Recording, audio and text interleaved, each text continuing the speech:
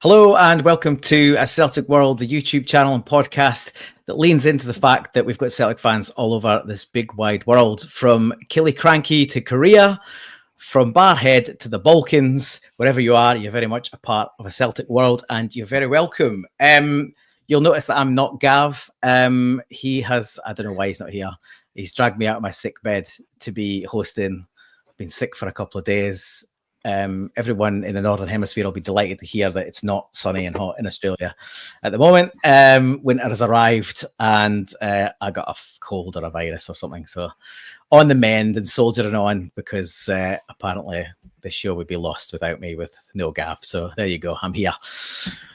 So I'll maybe not be doing as much speaking as usual. We'll see. But we've got plenty of other people that can contribute and see if we can get a word in edgeways. First of all, Kaiser in Glasgow, how are you, mate? Living my best life, legend. Having fun as usual. Enjoying the relaxing break that we're having here after the cup final tragedy. But still living my best life as we do. Good man, good man. And Lewis in Korea, congratulations, Lewis. You won your fight. I think I've showed a little clip, sporting a little bit of a shiner there. And me and Kaiser both made the same joke on the pre-banter with a bit of you should see the other guy. But congratulations on your fight, mate. Great to have you along. How's things? Yeah, good. The cup final probably was the thing that was shy of making it a perfect Saturday. I think that was the only thing that dragged it down a bit. But other than that, I've had a good weekend. So been a good week. I've kind of just been riding the buzz for the week, because as you do. So yeah, no, it's been good. Good man, good man. We'll get into the cup final soon enough. And last but very much not least, Brian in the north of Ireland. How are you, mate? Not too bad. Still getting over the cup final defeat, where we snatched defeat from the jaws of victory, and I'm sure we'll go over that. But no, going well. It's can't complain. Good man, good man. Well, let's hit a quick gander in the comments. It's busy already. See who's in there. Early on, we had Tam Mac coming in. Hail to you. We've got Jerry Smith. Morning, evening, afternoon, wherever you are. 4:20 somewhere. Good morning, all. So yeah, a few of the usual places. We've got one of our regular contributors, David in Bangkok. Nice to have you along, mate. There's a lot in there. I won't get to them all, but we will pull in your comments as we go. So chip in. As always, guys, you're as much of you're as much of the show as everyone else. So as any one of us here. So what are we covering today? I haven't got a little agenda to post up, but I will tell you what we're doing. We are mostly looking back and forwards. We'll be looking back and picking through the bones of the cup final. A bit of catharsis, I would say. None of us here have had our say on the show yet, so we will do that at the risk of going over old ground. But I think probably all got a bit to say on it. So we'll cover that. I'll take a lump of the show. Then we will start to look ahead to pre-season and beyond the window. What we need to get in place before that Champions League qualifier. Massive match coming up in August. It will be around before we know it. And yeah, we've not usually had our work done in the transfer window all that early. So we'll see how we get on. And we'll chat about that later on in the show, and then we'll do a bit of a roundup on a couple of other bits and bobs that are happening outside of the Celtic bubble. And we'll also sort of touch on the panel's plans for the close season. So yeah, I guess without further ado, we'll get into the cup final. What are we, 5 days on? I guess for myself, I would say, yeah, had time to digest and think about it a lot. And I'm still, I said this off air, I'm still really annoyed. I just think it was a massive opportunity wasted. And I think we've touched on this a bit over the last sort of few weeks and months. Is really the only way we were going to mess up a treble was being complacent and lose it rather than and give it away. And I think I don't know if you want to, if you're kind, you say we run out of steam after a long season. If you're unkind, you could say there was a multitude of reasons, and we'll get into them, and they all kind of created a perfect storm. Should be said, congrats to Aberdeen. You know, it was a terrible game to watch, and mainly down to their horrific tactics, but it worked, and they won a cup final for the first time in 35 years. That one was on penalties as well. I was in the ground that day as a little kid. And it was not a fun drive back up north with 2 Aberdeen fans in the car, as well as my dad and my brother. So that was the Anton Rogan missed the penalty. Was that the one? It was that one, yeah. 1990. So we come on the back of, we'd won the double in 88. That was my first cup final, and then we obviously beat Rangers the following year. I missed that one. I think I was on some little kids camp or something. Missed that one. Gutted. I don't know why parents would send me that on a cup final weekend, but it happened. And then, yeah, so you sort of used to a little bit of run of winning back then as a kid, and then obviously lost that on penalties. And that was about it, I think, until about the 1995 cup final. So, yeah, long time for Aberdeen. They're delighted. I've got a few mates still from up the road, and, their social media feeds have been, full of it, and rightly so. They've not seen a lot of success, but and I guess doesn't matter how it comes. A bit like getting a result against Barcelona when we did it. You don't really care how the performance is. It's about the result. So, but yeah, I just think a massive missed opportunity, and we'll pour into it. But I'll come to you first, Lewis. Kind of what your immediate thoughts on it a few days down the track? How It's obviously it's disappointing. It's hard to say anything other than disappointing. But the thing with Aberdeen is that defensively they were sound. They were kind of parking the bus, making it really difficult for us to get in the box, and that's kind of what you expect from pretty much any team in Scotland at this point. Is they want to sit in the box and make it miserable for us, and then try and make us make a mistake at the back. I think they were looking to exploit a defensive mishap and a defensive mistake. Not to lay too much blame on Liam Scales, even though he's not immune from criticism. That's kind of exactly how these teams are going to be playing going forward if we don't tighten up defensively, because otherwise it's just that is the path to success. And I think, was it really unfortunate for Kasper Schmeichel to have effectively deflected the ball into the net? Yeah, but the fact that we were in that position to begin with is down to defensive sort of being a bit lackadaisical in defence, whereas we should have been a lot more solid. The ball should have been anywhere near that position to begin with. Considering I think the last time we played Aberdeen, it was 5-1 at Pittodrie, so it's to go from that at their home ground to effectively throwing away a lead is quite, to say it's not embarrassing, because obviously the occasion, the event, and obviously how they'd set up defensively is going to be a struggle to get goals in that compared to how they would be expected to play in front of their home crowd. But it doesn't make it any less frustrating, and it doesn't make it any less disappointing to have not come away with the victory. Yeah, well, you're absolutely spot on. I think, Brian. Well, I'll leave my thoughts. I'll let you guys have a chance, and then I'll come back in. Brian, this result was this result and performance has been common. You look at the League Cup where we won on penalties against the Huns, and prior to that, even the cup final where Ida scored in the 89th, 90th minute. We haven't been good on a one-off game in a long time, and hear me out on this. We've had like 6 defeats this year in the calendar season to Rangers, Aberdeen in the final, although it was on penalties, St Mirren, Hibs, and who else have I missed? So we have not been playing. I don't think we've been playing great. We've been not papering over the cracks, for want of a better word, but we haven't played. We haven't had a really good cup final in a long time, and the thing goes, I think Rodgers is to blame for the team, and we can all put it down to this, that, and the other. I mean, Aberdeen were rank rotten all season, and they have been. On I've looked at other podcasts where Aberdeen, if in terms of the league, they would be pretty much bottom of the league in terms of form. They've been brutal, and the team. He picked the wrong team. His substitutes were weak. I think he thought, wait, we'll have enough in the bag to get us through, but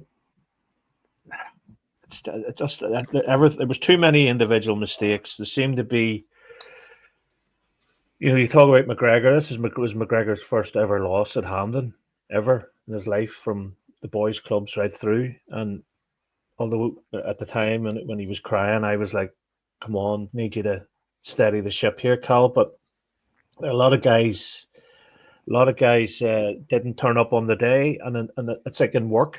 I mean, there's many a day you come in, you're not. I mean, there's Paul. You today, you're not feeling great, but you're here. Some of those guys need to look at themselves in the mirror, and I'm sorry, there's not. I'm being serious. There's not one. I would CCV and AJ, but the rest of them, if they want to go, good luck. See ya. That's the way I feel, and I mean that. And there's too many of these boys hanging around that don't know what it means to play for the club, and they're sitting there on big money. Just we need to, something. If we'd have won that game and would have went into the pre-season going, we're grand, we won the treble, we're this, that, now maybe it's a kick up the arse we need, and we'll move on from it. But I do think there's guys that have played their last game for Celtic, and within that I count Hatate and Maeda. So that's but I don't know if I'd agree with you on the whole team, but I agree there's definitely players that have played their last game, and some people, as this comment says, Alpha, no going back for some players, some checked out months ago. I think that is the case. I think, unfortunately, some players, took their eye off the ball after the Bayern Munich game. And yeah, if you're being really kind, you can say it's a long season and they're a bit knackered. And I'm one that would say Maeda looked absolutely gassed before the end of that game. And if anyone is going to run out of steam, then I'm not surprised the work rate he's done. And I think his mind's gone. Well, not gone necessarily from Celtic, but he's just had a kid. He's not seen that kid yet. He's itching to get the season over so he can get home and see his newborn. We're all human. I get that, but to your earlier point, it's then on the manager to work out who should be playing when, who's up for it, who isn't. Obviously Rodgers had a really good season. He's not without fault, and he's not beyond criticism. And I think it's fair that he accepts some criticism, particularly for this cup final performance, because I think he's picked a team as a kind of thank you, well done, pat on the back for what they achieved over the course of the season. And you could argue that some players are that deserving of that. And if they deliver a performance and win the cup, then he's vindicated. If they deliver a performance like they delivered on Saturday, I think you get serious questions. If you look at, well, here you go. You got second string goes out a week earlier, 10 days earlier, and beats Aberdeen on their own patch 5-1. Now, obviously, it doesn't really count for much to either of those teams, but it's not a dissimilar side that Aberdeen sent out. They're probably a bit more aggressive at home than they were in the cup final. But I think the main difference is you've got players really hungry in that game. And then you've got a team that is, I think, a bit complacent going into that cup final. I said it when we picked the team for the last game of the season. I said that looks like a team getting ready for the cup final, and you don't need to play the exact same team 1 week out from the cup final in effectively a celebratory party dead rubber. You could have easily played a mix of experience and youth and second string, and kept it mixed up and make people guess and see if there's a place. I think every one of those players probably knew they were starting for the cup final a week earlier, and I don't think that's good for anyone. It's not good. Like if you're guaranteed your spot, where's the pressure? Where's the stress to deliver? It's not there. And they delivered a piss poor performance against St Mirren, and they didn't lift it again for Aberdeen. 100% James Forrest should have started over Kuhn. we never got there's a lot of heat come on Ida, and yeah, his first touch isn't great, but he wasn't supplied with one single cutback or cross in the whole match. There was nothing played in front of him. If you play the ball in front of Adam Ida, he'll score you goals. Yeah, he'll miss a few, but you've got to give him supply. And I was on here last Thursday saying, you've got to start. I said, I think Rodgers will probably go with what he had, but he had to start with Forrest on the right because that's where the threat was. And Adam Ida would lap up his delivery, and we never got to see it again until too late. And then, unfortunately, Forrest got injured. I think if you get 60 minutes out of James Forrest from the start, the game's probably done and dusted. The cup's in the bag. Kuhn can come on and I think also, Paul, I think Schmeichel is still carrying an injury. And I agree. That's one of my. I was going to come on to that, but I'll let you. Let Kaiser. Yeah, Kaiser. Why don't you pick up on Kasper Schmeichel and then go from there? First and foremost, legends, right? Congratulations to Aberdeen. They stayed in the fight, they stayed in the game, they stayed in the mix, and they got the result. Their penalties were absolutely fantastic. You can take nothing away from their penalty shots. I noticed that every single penalty was towards Kasper Schmeichel's injured side, and he did not dive that way once. I think sometimes when players recover from an injury, they're physically ready to return, but not psychologically ready to actually put the kind of pressure and weight on their limbs that they have before. I remember when Henrik Larsson broke his leg, horrendous injury, and worrying, was Henrik going to come back and be the same player? Well, that's a rarity that Henrik Larsson came back and he was just as good a player as he was before. And also, congratulations to Lewis. I seen that punch, bro. Boom, knocked the guy right out. Outstanding. Loved it. And look, I've got my own reservations about the game before where we played Aberdeen. They kind of looked like that was a reconnaissance mission. They were testing us to our full extent, how we played, where we played, and weren't really trying to shut us down. I think the biggest mistake made in that game was Brendan Rodgers putting on Rio Hatate, Papagay, being able to injure him, a big clogger, being able to boot him, and Hatate being injured for the final. It really stifled us in midfield. Creatively, surging forward, passing forward, cutting Aberdeen open. It was a hard watch. Also, like I said, Kasper Schmeichel, I feel like I was critical of him. I seen the way he dived out, and it looked to me like he dived forward and tried to scoop the ball over the bar, but maybe had that doubt in his mind about landing on that shoulder and that injury reoccurring, and just took his eye off the ball and it hit the underside of his hand, deflected into his own net. Look, Kasper Schmeichel, fantastic start of the season, going for records for shutouts and clean sheets. He's absolutely amazing for us. So a goalkeeping error, I can let that slide. I was thinking to myself, perhaps these players are fit and ready to go, but psychologically not 100% there. I thought Vinny Cini should have been in goals. He played very well, done very well. I didn't know why Brendan opted for Kasper Schmeichel, but if Kasper was telling Brendan that he's 100% ready, then the manager's going to go with it. Really, the tactical changes from the manager that we don't see, no change in formation, nothing like that. It does make people look at Brendan Rodgers and say an elite level manager adapts to situations and reacts. For me, Brendan Rodgers is an elite level manager because of his knowledge, his experience, and his ability to cultivate talent, his ability to take players and make them better. We've seen him do it across the squad. Personally, Daizen Maeda with his family increasing, I would have gave Daizen Maeda time off. I would have sent him to Japan, realising that his family are incredibly happy in Scotland, and it's one of the key factors in him staying at the club. So that would have been paramount for me to have Maeda as fresh and happy as possible. I would have let him go home early and spend the time with his family. So the thing about it is, he hadn't scored. Maeda hadn't scored in 5 games. So if we're going back, you can tell, Brian, for me, some players, as we say, is mentally checked out. I think in the Bayern Munich game, Alistair Johnston's confidence took a dent with Alphonso Davies, his international teammate, coming on and scoring in the dying embers of the game on his post. We all know what friends are like, especially when they manage to stick one in against you. They rib you to the core. So I think his confidence took a little dent there. And also Kuhn being missing in action. For me, he's been missing in action since the game at Ibrox when Jeff Day gave him a smack in the nose. But after that, he certainly seems to have mentally checked out. He seems to be away. I would hazard and say that Kuhn seems to have left us in January mentally while physically still being in the building. So that detrimental to Alistair Johnston's forward attacking play and wing play. For Aberdeen's cross and goal, Greg Taylor should be shutting that cross down. And if Greg Taylor's not there because our attacking, the way of playing, Greg Taylor inverting and go through the midfield, then Liam Scales should have been out there to shut that ball down.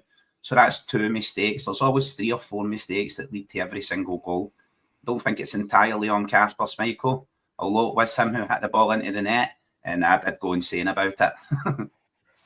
Well, yeah, I think you're right. Like we gave the ball away cheaply in midfield a couple of times before the ball worked its way out to the wing. But you're right on Taylor. He's screaming at Yang to get out to it. It's not Yang's job to get out to it. He's there. He just needs to get out and press it.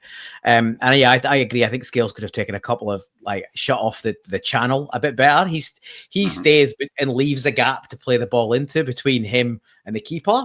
And that's exactly where it comes in. It's a great delivery, but there's a guy running in behind, but either Scales steps in and closes that corridor, and then once it's in, yeah, Schmeichel, I agree with you. I think I agree with everything you said. I think Schmeichel wasn't confident in the shoulder.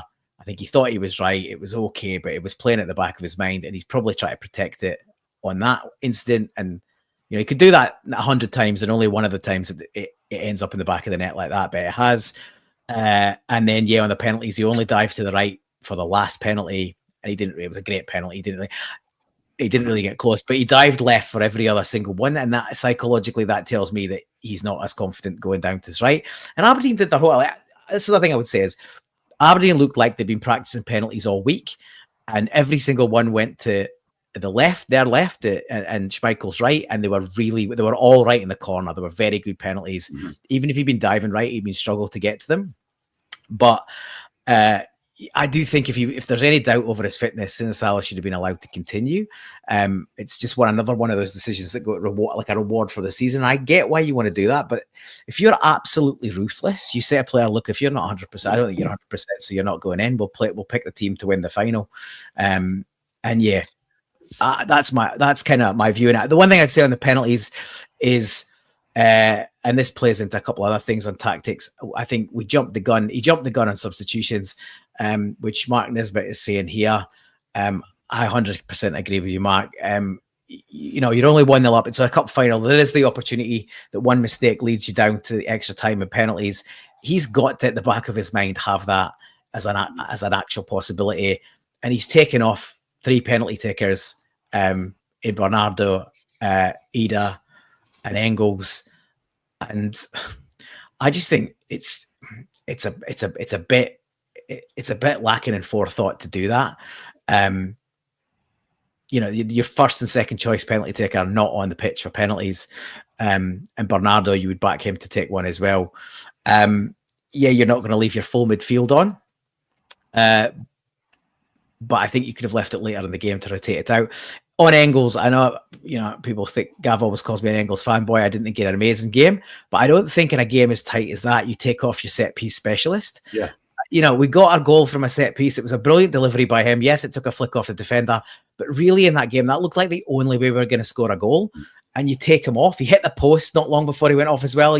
I think he was coming on to a bit of a game.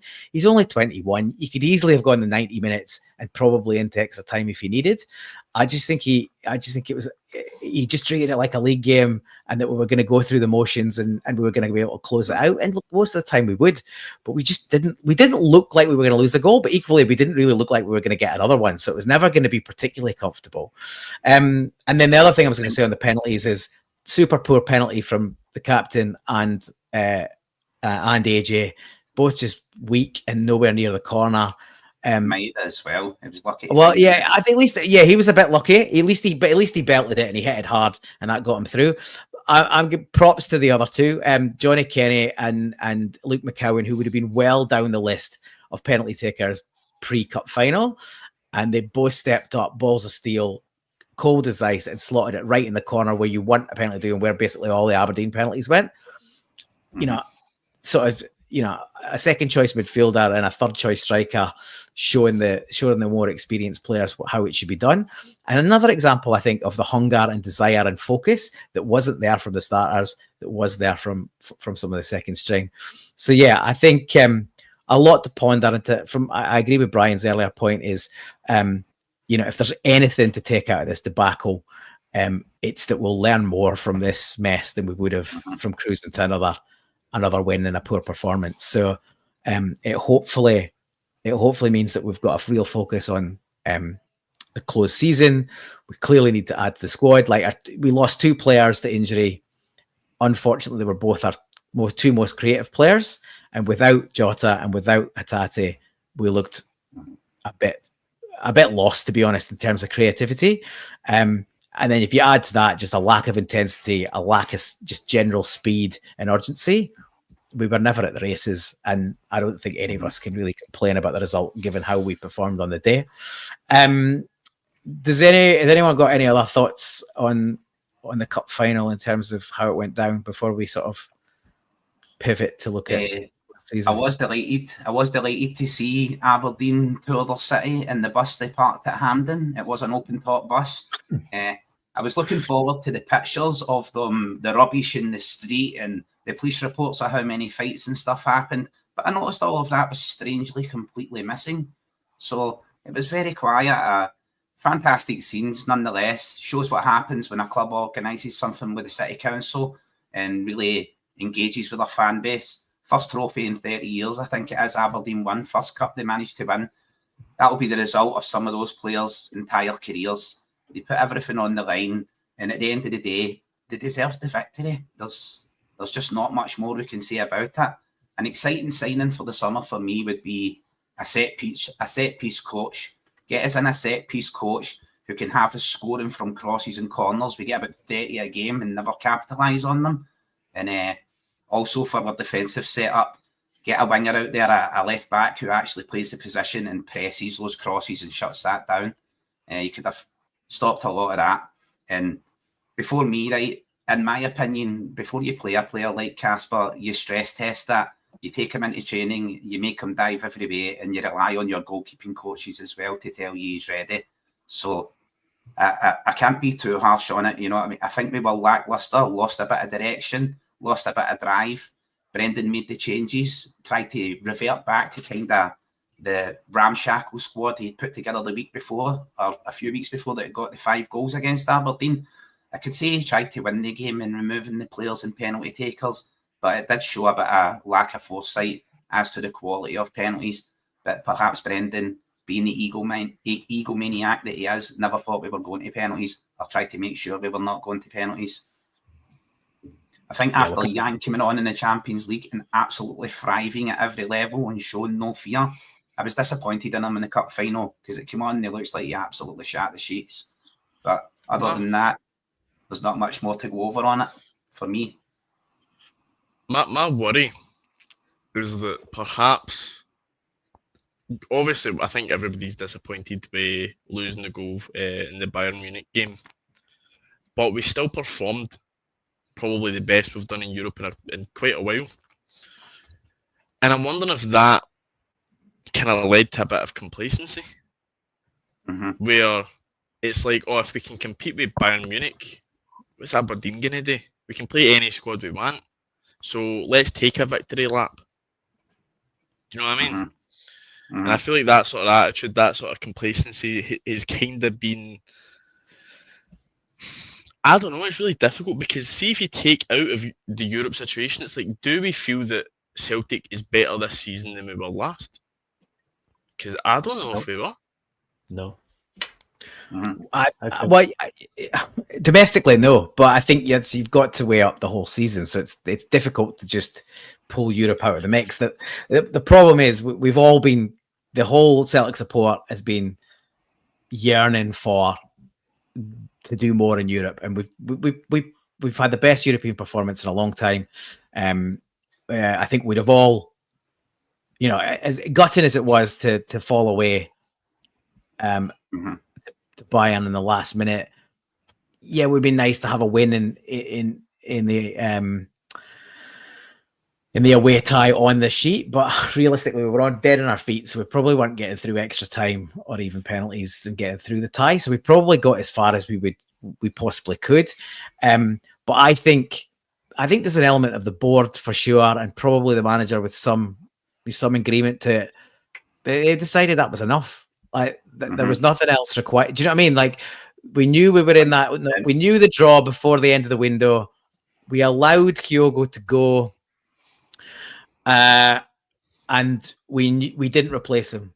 And that sends a message to everyone. It sends a message to fans. It sends a message to players, coaching staff, management that we were done.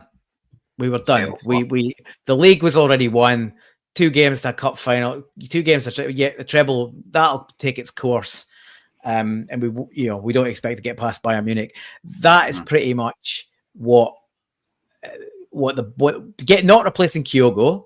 And you can say, well, we didn't need to replace him because Dyson stepped up, and that's true. But it's just to let your best player of the last few years go without being replaced at mid-season when you're still going for all trophies. Well, League Cup done. It just sends a message that you're not interested to sort of push on. And so not only does that send a bit of a sort of feel through the club and the dressing room for the remainder of this season, it also says a bit about, how things are going to go beyond that. And so I think some of we'll get into, we're just about halfway in the show, so we'll probably start to look ahead. But I honestly think there are players at the club, and we touched on it at the beginning, there's a lot of players that played their last game. There are players at the club that are probably starting to get a bit used to and complacent with winning stuff. And, how many of them would have woken up the next day and gone, oh, we missed out on the final. We won the other 2. Do you know what I mean? Like, I just think that squad has got a bit stale together, and it needs to be freshened up. And I know I'll let you come in, guys. I know you think the squad is going to turn over pretty massively, and I'm not. I think it's got to turn over massively in the summer. I think there's got to be like 15 players on the move. We'll see Slew, Taylor, and Bain leave already on a free. There's 3 already out the door, but I think there's a whole lot more. Hatate, Maeda, Yang, Kwon, Rocky, Lager, Liam Scales possibly up for a transfer as well if we're looking at really improving the squad. I think you highlighted something perfectly there, Paul. We all remember that big banner, and it was Brendan Rodgers in the corner of Celtic Park, and it says all in. We're all in on Brendan Rodgers.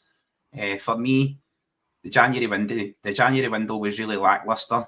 At a point where we could have pushed the boat out and really competed in that match, really went toe-to-toe, and we did go toe-to-toe with Bayern Munich, right? And we've seen them bring on the quality, that additional quality at the end of the game that we just didn't have in reserve. For me, in that January window, the board, I'm a very ambitious person, of course. I'm like, the board should be pushing the boat out there. When Kyogo went, we brought in Jota, and we should have pushed it out even further and brought in another top striker to strike fear into the heart of European defences. But we didn't. Paul's 100% correct. The board looked at it and decided to fold. It's like a game of poker. They decided to conserve what we had and where we were, and that was good enough. I think some of the players as well who looked at their performances at that level of the Champions League, perhaps receiving criticism globally for playing for Celtic in such a poor league as the Scottish League, looked at their performances in Europe and how they had played, and certainly every last one of them enhanced their profile endlessly. Look at Dyson Maeda. I think we signed Dyson for a few million, and I'm bouncing about chats now going, if Dyson's going anywhere, it's 56 million. It's 30 million for a seat at the table. I'm just like, I'm all in on Dyson Maeda. So I think it's going to be a revolutionary summer. I don't think Brendan's going to allow the board to engineer decline. First thing I'd like to see is take one stumbling block off the table, and that's Brendan Rodgers signing a new deal. Because we always enter this game of tic-tac-toe with the board, where the board goes, well, we're not going to back you if you don't sign a new deal. And Brendan goes, well, I'm not going to sign a new deal if you're not going to back me and get me the players I want, which is that kind of loggerhead situation. So I'm really keen to see these talks that Brendan was talking about he's going to be having with Dermot Desmond. And I hope it's somebody of my ilk that is in the room who starts shouting what seems to be insane things at the time, and they make sense. Push the boat out, go for it, Celtic. We've got a lot of players, a lot of talent there that we could shift, a lot of fringe players we could shift, and a lot of new players we could bring in. We put them right in the shop window. We give them that experience, Champions League experience. Celtic is a very attractive offer for any player to come and enhance his footballing portfolio. So just to touch on it again, spot on, Paul, and everything you said there about the board and that. I think they engineered the end of the Champions League. They didn't see us going any further. Me, I dare to dream. Throw your hat in the ring and you go toe to toe. Lewis will tell you that as a boxer as well. There's two ways you can box. You can be like a turtle and you can cover up and you can say, I survived 3 rounds with the world champion. Or you can come out in the first round and give him 4 digs in the face as hard as you can and not make it through the round and go, I'll give a fuck. I smacked him right in the face 4 times. And you have that other way about it. That's my way of thinking. Like, give it your all. Go, give it everything you've got. Loaded, absolutely loaded with cash in the bank. Absolutely loaded. It's going nowhere. I think Dermot Desmond and Peter are swimming in it like Scrooge McDuck. They're going off diving boards into pools full of pound notes and just doing the backstroke or the breaststroke at least. But yeah, I think a bit more ambition. If we want to be one of these top level sides, if that's who we say we are, a bit of ambition, go for it. I think there's also some of the players that come in are maybe showing the existing guys too much respect. And I talk about Luke McCown, who I've maybe had not a great fan of, but you know, McCown he deserves to be there, but he also deserves to be the one that grabs somebody by the throat and says, "Come on, get playing here." You know, but there's nobody. I remember your young fella used to play for Celtic years ago, Brian McLaughlin. He was about 5'3", wee winger, but he wasn't afraid to get stuck in. Manchester United, Brian McLaughlin. That's right. Yeah. I'm sure I went to a training camp in Old Trafford with Harmony Row and I met Brian McLaughlin, Ryan Giggs and stuff while I was there. It was absolutely... Nah, you're thinking of Brian McClare. Brian McClare, but sorry, yeah. Brian McLaughlin was a wee they called him Jinky. He was a small wee guy. He ended up, he played down south. He had a decent career down south. He was at Preston and Burnley and teams like that. But I'm not using him as an example. I'm just saying, as Strachan always said about being brave on the ball, and it doesn't necessarily mean getting the boot in. But I think there's some almost not elitist kind of behaviour from some of the existing Celtic players. I mean, like, I love when Ralston comes on and he doesn't give a monkeys that he's only playing 10 games a season. He gets in and he's vocal, and I like that about Sinisalo when he was in. But I think there's a them and us kind of thing going on at Celtic with the sort of the first 11, the normal starters, and then there's the sort of fringe players who I don't know if the chasm, Brian. I think the chasm between the fringe players and the starters is just a little bit too wide. And I also think Callum McGregor playing in that deep lying role. Basically, for me, when it comes to Scottish football and Scottish midfielders, Callum McGregor is a Luka Modric of Scotland. If he's playing in that role in the number 6, he's meant to take the ball from the defence and orchestrate the attacks through midfield. He's been marked by one guy, one hammer thrower, one clogger in Scotland, and he can't shake the marker, pick up the ball, turn and run. And like, it's time to look at Callum McGregor playing in that role and look at bringing in an actual ball-playing 6, defensive 6, and move Callum forward. I think McGregor's another year, and then it'll be, remember the way Scott Brown went, God love him, and lost a bit of pace, and it's the day will come, the day's coming, that he's going to be not there. So I think Callum has the intelligence, the footballing intelligence to lose a half step of pace and still orchestrate a game. I think he just needs to do it correctly. He's just not shaking. He's coming back towards the defence. He's not shaking the marker. Then he's pushing out and it's leaving Liam Scales or CCV always playing the ball out of defence. If we're going to do that, then I want a really, really good ball-playing defender. If he's going to bypass midfield and bypass Callum McGregor, if Callum McGregor's dropping deep in order just to draw their midfield deeper so we can play over them or play through them, then I really want a really good ball-playing defender rather than defenders who stumble, or Liam Scales is excellent, powerful running forward, but not really good at his distribution and passing. But Cameron Carter-Vickers as well.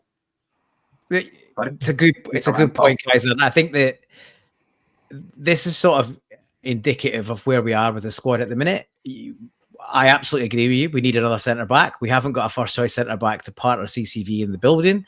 If CCV is finally going, maybe I'd like to go somewhere else and try something else, then we've got a real problem, because he's the only centre back in the club, and we've got hundreds of them. We've spent fortune on centre backs. Look, Centre-backs and wingers. We've got well, look at this. We've got Welsh, Nawrocki, and Lagerbielka probably all leaving the club this year. And then that leaves you with, we hope Dane Murray can get back from injury and eventually become part of the first team squad. There's been so much optimism about his talent, but he's obviously just keeps getting injuries. But other than that, you've got Scales and Trusty, and they've just sort of tit for tat against each other all season. It seems like one gets the shirt for a few games until they make a mistake, and then it's right, you're out, and then the next one's in. And that's not a real way to sort of build a centre-back pairing, but it equally tells you that Rodgers doesn't really trust either of them. And maybe there's been a little bit of horses for courses, but if you want a really successful side, you need a settled, strong spine, and that starts with a good goalkeeper, centre-back pairing that's rock solid, a good centre midfielder, bit of creativity in front of that, and then a striker that can stick the ball in the back of the net. If you've got that, you will win most things, and you can build a team around it. We've not replaced Carl. Like, Carl felt split his fan base massively at the time, and I sort of can't believe that was the case, given where we've got to a centre back since. He's still not been replaced. We've not signed somebody as good in the air. We've not signed somebody with as much pace. And his distribution was okay. Yeah, he was playing out of position on the wrong side, but even accounting for that, he was better than anyone who's replaced him, and most of them have been signed with a left foot in mind. It's a bit of a shambles that we haven't got that position sorted. And before anyone leaves, we need at least a centre back, at least a striker, and at least a winger. And you could probably chuck a midfielder in the mix as well. That's for competition. You need a replacement left back to back up KT. And you can, if anyone leaves, you can add another one or two on top of that. So I think we probably need 3 or 4 players if no one leaves, and I expect we'll maybe see more first team players than you might think go this window. And the worrying thing is, if they don't go this window, then there's a real push for them to go in January, halfway through the season, and you don't want to be losing players in January, because we've shown how bad we are at filling those gaps. So, and you ideally want the replacement for somebody leaving in the building already, and we're already not at that point. Like, you could probably say Bernardo has got the ability, if not the form, to step up and compete for a first team place in midfield. But at the minute, if Rio goes and it's him, Engels, and McGregor, the drop off after that is ridiculous. And you need, if you've got three places in midfield, which we have, you probably need 5 good players competing for that. Now, I think last thing I'll say before I give somebody else a chance is, one of the things that we should feel optimistic about, and we've only seen snippets and cameos, but Sean McCardle looks a real player. Even in those brief glimpses we've had of him, this sort of 20, 30 minutes we've seen of him, he's got good feet, he's got good distribution, he plays with his head up, he plays on the half turn, he's got good physique. Kid's only 17, he already looks like, he's built properly. You don't want to get overexcited, but if Lennon Miller, and he's a possibility for coming to Celtic, if he's been getting games in the Premier League at 15, 16, I don't see any reason why you wouldn't be trying to build McCardle in to playing games, parts of games every week domestically, and really try and give him a shot. Because there's 2 things. It could save us a fortune, and it could make us a fortune further down the line when he's eventually ready to go. And I just don't want to see another one of these young players come in and then disappear. And I honestly think that this kid looks like he's got more talent than most of them that we've seen in recent weeks. Or recent years. A couple of fantastic points made there in chat that I was browsing over there. Strange Lovely Doctor says he can't remember the last time Celtic scored a direct free kick. I think it was Jota that scored the last direct free kick in the Bernabeu. That's the last one I've seen. Another couple that were made there about Starfelt being away. absence obviously makes the heart grow fonder, and another person says there, you never miss the water until it runs dry. Yeah, 100% correct there. I was raging when Starfelt left, but not only that, because Jacinta went as well. I think we could have loaned Jacinta to Babe Station for like 56 million, and we could have made our money back, no problem at all. Really fantastic points coming in the chat, legends. She said as much part of the show as me and Paul seem to be just talking over the entire thing and not giving Brian and Lewis a chance. But I'll shut up now and let you boys get in, right? Yep. Almost. And another thing, like I saw in the chat there, Big Rab had said that he didn't feel that Callum McGregor was, well, he felt it was a shadow of how he was under Ange and under Rodgers the first time. But it's like, if you look at the team that we had under Rodgers the first time, you had Scott Brown being that, sat in defensive player. So Carmack was free to push forward. Whereas now there's nobody that's covering them, and I just don't think he trusts the defence enough to take the risk to push forward himself by himself. So if there's no someone else that can slot in behind him, and he doesn't trust the defence, it's like he's going to be completely sort of handcuffed to that holding midfielder position when he's clearly a much better player for that. He should be pushing forward and he should be attacking box to box, getting into the box and, creating chances that way. Because we've seen him, there's been times where I've seen him just totally take games by the boys and just say, nah, we're winning this because I want to win it. And the fact he's not had any opportunities, I think is down to the fact that he just doesn't trust who's behind him. Yeah. Massive window for the football doctor. I think as well, there's, on the back of what Lewis is saying, there's too many people who have been around the place, I call in inverted commas, career footballers who are sitting on their third, fourth year of a contract. And I put Bernardo in that, and I don't think Bernardo's a player at all. I think he's a 6 out of 10. He's taken up a jersey that maybe McArdle should be taking. I think there's too many people have been about the place. You need, in any walk of life, Lewis, if you were to fight the same guy every week or the same bunch of guys, you know what I mean? You need people in the place that's going to give people a lift, a new personality, somebody a bit vocal. There's not too. I mean, I'm glad KT's coming back because there's a leader there, But as we stand, we have maybe 3 leaders in the team. Calmac, obviously, CCV and AJ, and everything. I don't think Dyson's great at what. I don't think Dyson will do the same again next season. I mean, I think he's a Lee Griffiths 40 a season, and then he'll go back, revert to type. I think we need to break the team up and go again. And there's too many people have been around the place, hanging around, picking up a wage. Stephen Welsh, the list goes on. I can't think of it, but like Scott Bain and all. There's been too many people around the place.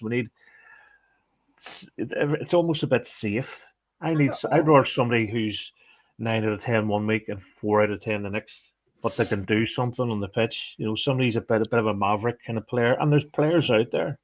They don't always have to be these athletes. Look at Isco last night. You know what I mean? Did anyone see the final, the conference final? Oh, they got Chelsea 1-4-1.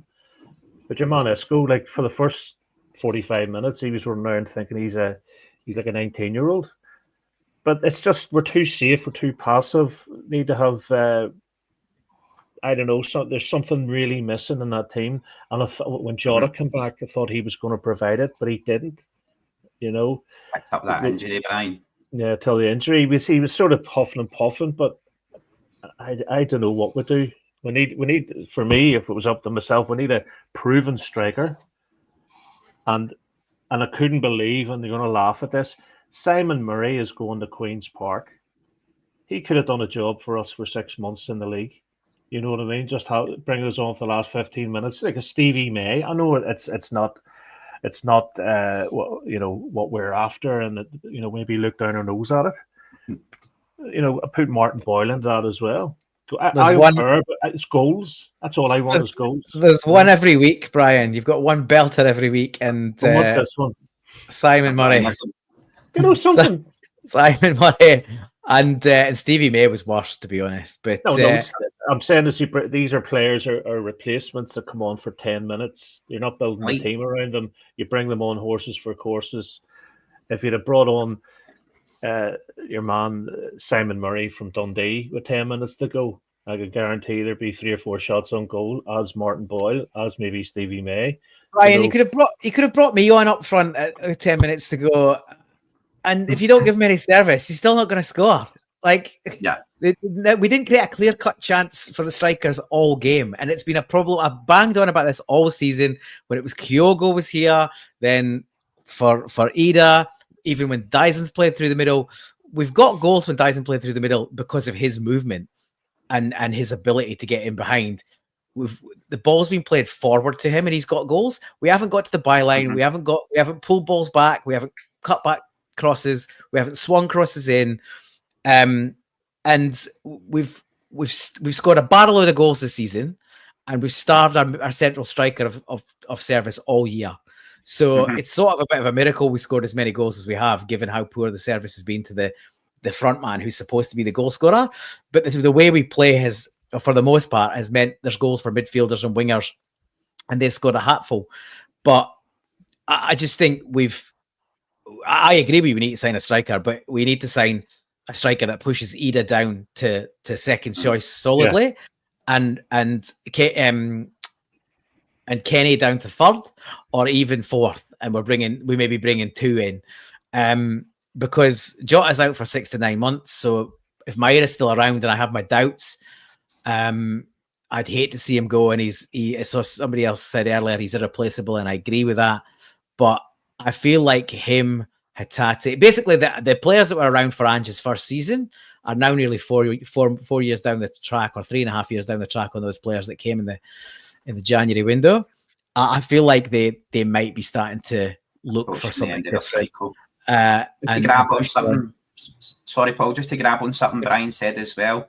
Like when he spoke about Lewis and his boxing experience, I'm sure, like, I loved Ange Postecoglou's Celtic, and it was always plan A. There was never a plan B, people says. And I was always like, well, when you're a master of one thing, everyone else needs to adjust to you. You don't adjust your game for other people. And I'm sure as a boxer, when you're developing, and I certainly was as a youngster developing in boxing, you assess opponents, and styles make matchups. You assess your opponent, you look at how you can hurt them. But there is a time where you reach a level where everyone's assessing you, and they all need to adjust to you and your talent. I'm sure that's what you're aiming for, Lewis. And that's what I want Glasgow Celtic to be aiming for. I want us to be the A-grade benchmark. We don't change our tactics for no one. Everyone changes their tactics to try and play against us and adjust us. And I think Brian was right in saying, maybe not the players that he says, but I think there is something to be said. We've seen it all season long, also with our rivals, Sevco. Very good out of possession, very good at harrying and counter-attacking.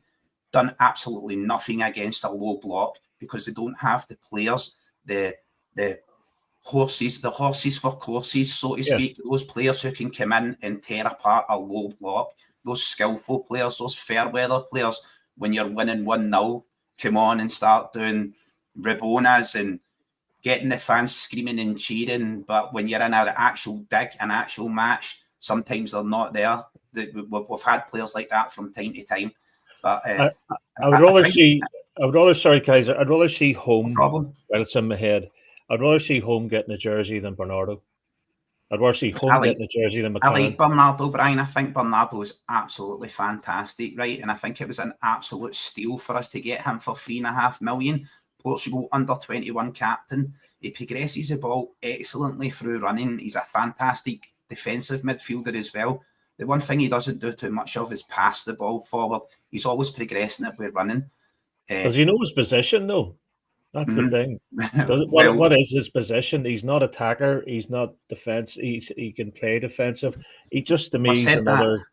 We've said that about Engels as well, haven't we, Brian? Does he know his position? Callum McGregor, is he right in that position? Really, I think we're all looking at the midfield and going, it's time for a refresh there, time for reform and maybe a bit of change. Maybe Brendan would change the tactics, go 3-4-2 if we had the players available to do it. Maybe he's looking at and going, we don't have the players available to do that.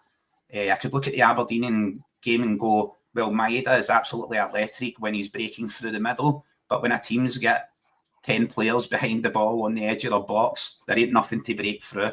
Like I used to say about Kyogo. Kyogo was a sophisticated lockpick for unpicking European defences. And big Georgios Giamakis was just there to kick the door right off the fucking hinges. Sometimes that's what you need. You need the guy, the guile and the craft to get through teams. And other times you just need a big guy to come in there and just boot the door right off the hinges. I think that's where we lose out on the crosses and the things we do manage to win through our attacking play against these low blocks. Crosses into the box from corner kicks are just a non-threat, just completely non-threatening. I just don't understand how Celtic with such height and pace.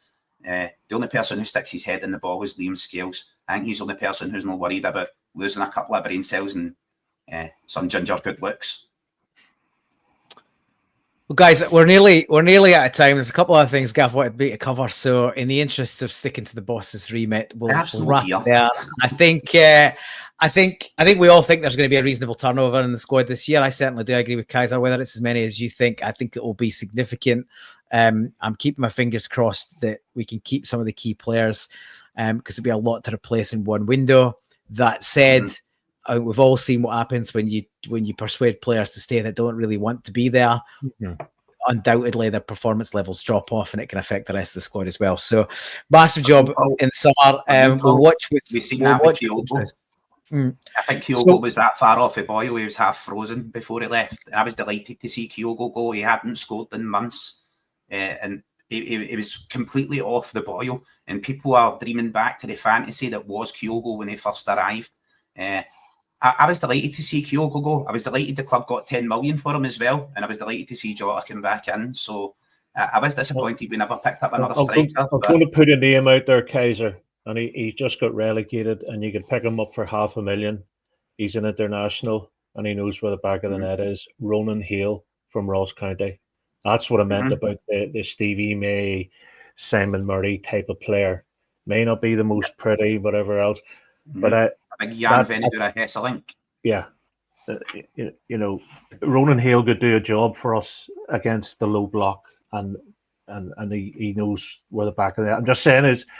To have as a squad player, and he's from he's from Ireland, so you can't really count him in the Scottish coefficient or whatever the hell they call it. But look, there's players that are in the squad picking a wage up and are happy and comfortable, and you can't be comfortable playing for Celtic. End off. I'm not so sure about Ronan Hale, but I agree with you. You can't be comfortable. I think with 100 million quid or whatever it is in the bank, we should be setting our sights a little bit higher, but that's okay. We'll leave that for now. It's a good time to remind people we are moving to one show a week in the closed season. So Monday show disappears, and we go to Thursdays only. So this show, 6 I think we have the show from the American lads as well, Paul. We do. So well, good pick. I was going to get to that as well. So we had the first show went out, I think, early hours yesterday morning. It was Wednesday US time, so obviously we're a Celtic world. We've got fans all over the world. That's the point. Gav's been chatting to a few of the guys in the States, and was keen to try and get a show up and running. So they did a first show with 3 guys, I think Tennessee, Detroit, and Pennsylvania, with Shawnee Boy, who was been on the show as a guest previously. He was sort of hosting. It was a sort of debut show for North America. It's on the channel on YouTube. Check it out. If you want to see that. If you happen to find this show and you're North American based, let us know. If you want to get in touch with the guys over there, there's an opportunity to build a show that suits an American audience and the American audience time zone. So that's great. We'll hopefully have more of that to come. I don't know how much more of that we'll have in the closed season, but I think the hope is that we will have one American show a week as we move into the season. But watch the space. We certainly had the first one kick off. So check it out on the YouTube channel. We're just tipping close to an hour. There is a couple of things we wanted to touch on beyond that. On, I think, pitch related, we've ripped up the pitch, and this is what Celtic's pitch looks like currently. My understanding is we are relaying a hybrid pitch. Now, I did some dig. Does anyone any before I go get into? Does anyone have any of the science and knowledge on a hybrid pitch before I hog this part of the show? From what I I'm think a aware, hybrid is it pitch- no? Go Sorry, on, I'll let you. Liz. Is No, it mate, no you like? got it in. It's no fully like artificial turf. It's like it's sort of wee funnels that the grass can grow to, and that kind of makes it sort of more rigid and easier to maintain over the course of a season, because it can't get the grass too short if it's dug into, because they've got that little tube protecting the sort of base here, so it makes it easier to maintain over the course of a season. That's what my understanding is. I think it's like sparse pieces of artificial turf on a panel. Like you're saying, it's like an egg crate, but it's holes. It assists in drainage and lets the grass grow through, and caveats the artificial surface as well. It's meant to make the pitch look greener, better for longer. I think there was something that Brendan said the last time about the hybrid pitch. The grass was infected. I don't know how that happened, Legends, right? But that's probably how we never won. We've got the best grass trophy this season. And there was the fact that Rangers had a few months off while they were waiting on their steel for AliExpress, so their pitch got a rest. Aye, so basically it's that's there's that sand and soil's laid and seeded. There's apparently over 1 million synthetic strands that get pushed 18 centimeters into the ground. They've got a machine that puts them in. Then the grass grows over the summer, and then the new pitch is ready. Right. It's about Like 95% grass and 5% synthetic surface, so it's still majority grass. But yeah, to Luce's point, you're giving it a bit of a Is helping that not hand. space? No. Yeah, it's Brian. There he is, the comeback. Another Brianism. So yeah, that's the pitch. Apparently, last time we laid a hybrid pitch was in the first or second of Rodgers' first or second season. So it's probably done 7 or 8 years. So it's due a relay. So that's going on. Whilst we're on pitches, let's quickly shoot this up. We are looking at 3 artificial surfaces for the new season.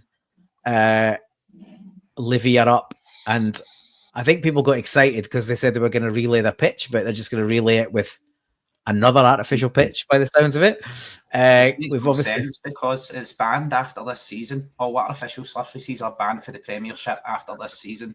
Well, maybe they're expecting to go back down, Kaiser. And then obviously Killy and then Falkirk are coming up as well. And apparently they've got like a state-of-the-art sort of better quality than just the Astro carpet. So it's bane of our lives playing on those surfaces. They're bad for injuries. They're bad for being able to play slick passing football. So when you think about it, there's 2 games. There's the games against Livingston. Martindale will want to be putting one over on us, and then of course he's going to lay down against the Sevconians. Mm-hmm.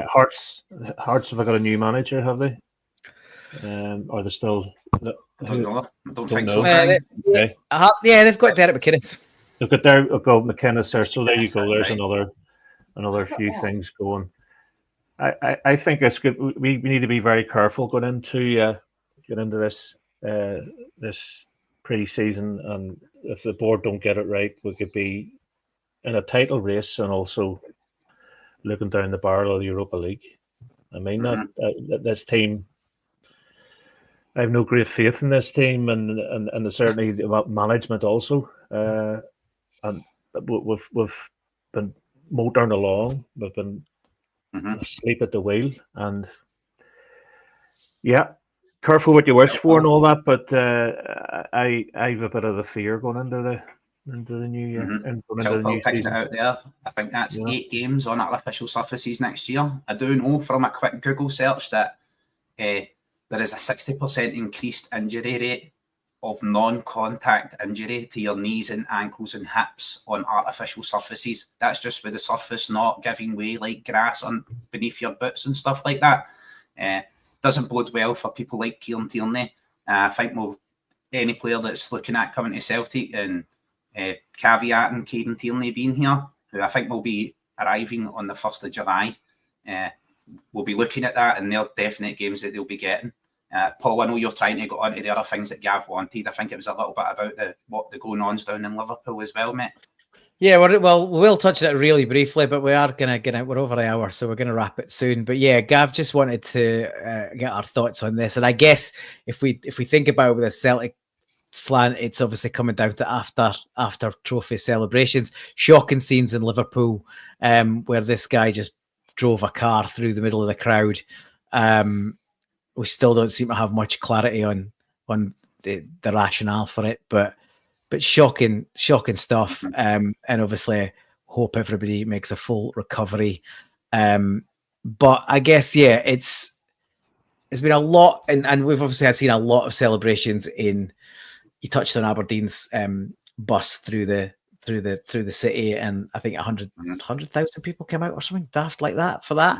And yeah, there's been open bus stop parades in cities all over the UK and Europe, and yet when we try to engage to get some sort of event, it was pushed back on, and not only was it pushed back on, it was on the same day as there was an Orange March allowed to walk through the streets of Glasgow. So I think a bit concerning in terms of the engagement with the council and the police, in terms of how our celebrations are treated compared to other parts of the world and other parts of the country even.